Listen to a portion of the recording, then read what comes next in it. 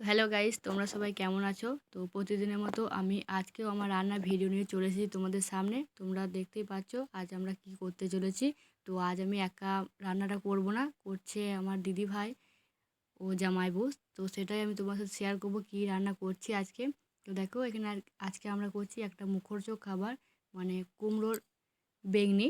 তো সেখানে কিন্তু দেখো আমরা কিন্তু খুবই মজাও করছি, মজার সাথে কিন্তু রান্নাটাও করছি আর তোমার সাথে শেয়ার করছি। সেটাই কিন্তু এখানে করছি, সেটাই তোমাদের সাথে শেয়ার করছি। তো দেখো তোমরা ভিডিওটা প্রথম থেকে শেষ অবধি দেখতে থাকো, তাহলে সবটা দেখতে হবে, বুঝতেও পারবে আমরা কতটা মজা করে খাবারটা বানাচ্ছি।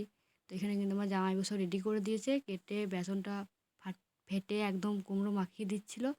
আর এখানে আমার দিদিভাই কিন্তু আঁখা ধরিয়ে দিয়েছে, আঁখা ধরানোর পর কড়াইয়ে তেল বসিয়ে দিয়েছে, তেলটা গরম হয়ে গেছে। এখানে কিন্তু দেখো কুমড়োগুলো একে একে দিচ্ছে, ও এপিট ওপিট করে একদম বেসনগুলো লাগিয়ে দিচ্ছে বেগনির মধ্যে, মানে কুমড়োর মধ্যে। তারপর কিন্তু ওটা কড়াইয়ে দেওয়ার পর একদম ফুলকো ফুলকো গরম গরম বেগনি হয়ে গেল।